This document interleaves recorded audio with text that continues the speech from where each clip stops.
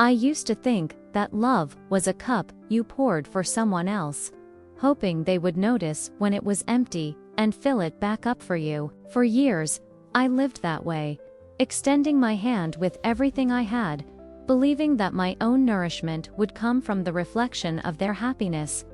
It's a quiet, noble-sounding idea, isn't it? To give without expecting anything in return. But the harsh truth, the one that life etched into my very bones, is that loving someone before you love yourself isn't noble. It's a slow, quiet disappearance.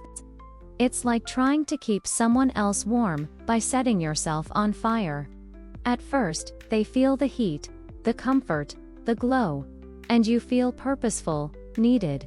But eventually, you are just ash, and they are left standing in the cold, wondering where the light went. Today, I want to talk about that fire, about the quiet act of self-betrayal we mistake for devotion, and about the profound, earth-shattering peace that comes when you finally learn to hold the warmth for yourself first. Friendship breakups. They don't have the same dramatic soundtrack as romantic ones. There's no big, cinematic split, no returning of keys or dividing of assets. It's quieter. It's the sound of a text message left on read. It's the slow, creeping realization that you're the only one initiating calls. It's the hollow space in your week where a familiar laughter used to be. For me, that silence was deafening, and it taught me everything about the danger of loving someone more than I loved myself. Her name was Clara. For 20 years, she was less a friend and more a sister of the soul. Our bond was forged in late-night phone calls, lukewarm coffee on rainy afternoons, and the shared unspoken understanding that we were each other's safe harbor. When my mother passed, Clara was the one who sat with me in the quiet of my kitchen, not saying a word, just holding my hand as the morning light streamed through the dusty curtains, making the silence bearable.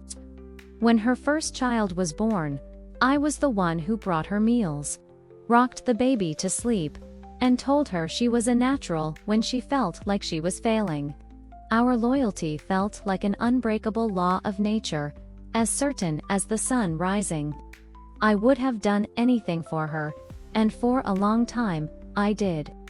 I was the one who would drop everything to listen to her work troubles, even when I was exhausted. I was the one who planned her birthday parties, meticulously remembering the little details she loved. I was her cheerleader, her confidant, her emergency contact. My own needs, my own fatigue, my own quiet longings. They felt secondary. Her happiness was a project I was devoted to, and seeing her smile was my reward. I told myself this was the definition of true friendship, of unconditional love. The shift was subtle at first. A canceled coffee date here, an unanswered call there. I'd make excuses for her. She's so busy with the kids, I'd tell myself, stirring my solitary cup of tea as the rain pattered against the window pane. Work must be overwhelming. I poured more of myself into the friendship to bridge the growing distance, like trying to fill a leaking bucket with a thimble. I'd send articles I thought she'd like, old photos of us that made me smile, little messages just to say I was thinking of her. Each one sent out into the void felt like a little piece of me breaking off, floating away with no response. The real break came not with a bang, but with a quiet, devastating whimper. I was going through one of the most difficult periods of my life. My husband had lost his job, and the financial strain was immense. The worry was a constant, heavy blanket I couldn't shake off. I needed my friend. I needed Clara.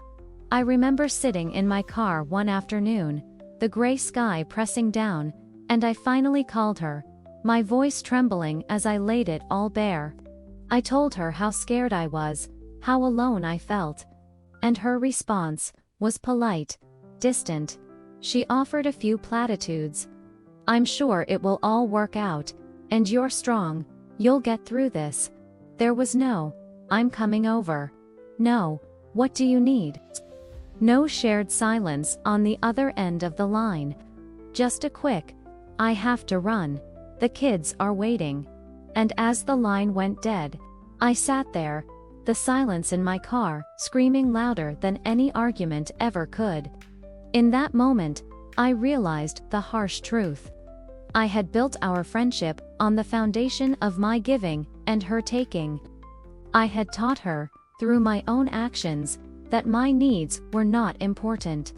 My well was empty because I had given every last drop to her, and I had never learned how to draw water for myself. The grief was immense. It wasn't just the loss of a friend. It was the mourning of the person I had erased to keep that friendship alive.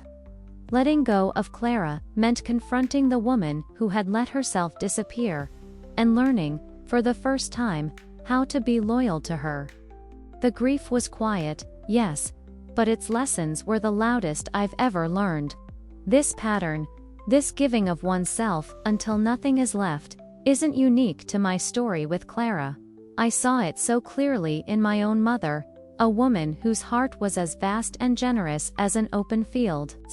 She was the quintessential caregiver, not just to her children, but to everyone who crossed her path. Her love was a verb, an action, a constant state of doing for others. She would wake before the sun to pack our lunches, stay up late to mend a torn shirt, and spend her weekends cooking meals for a sick neighbor.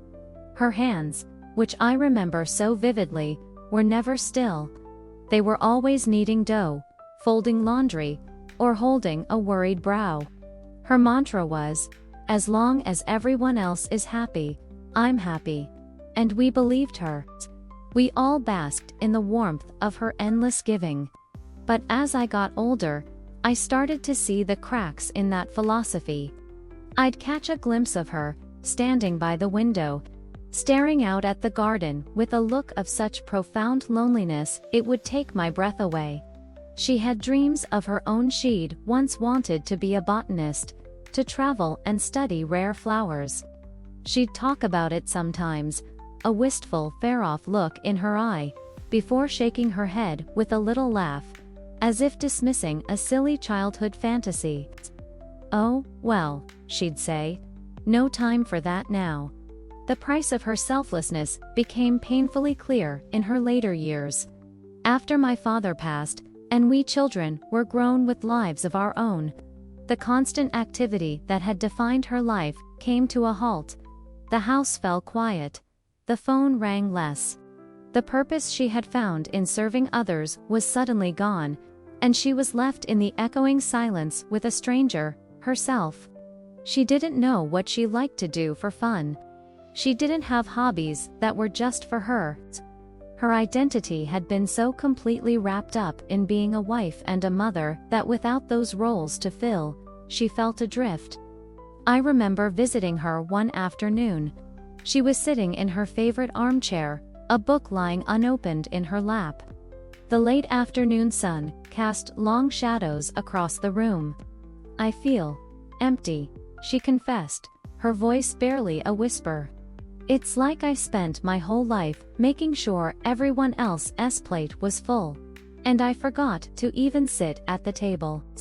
That conversation was a turning point for me. I saw my own reflection in her words. I saw my relationship with Clara, and with others, in a new, painful light.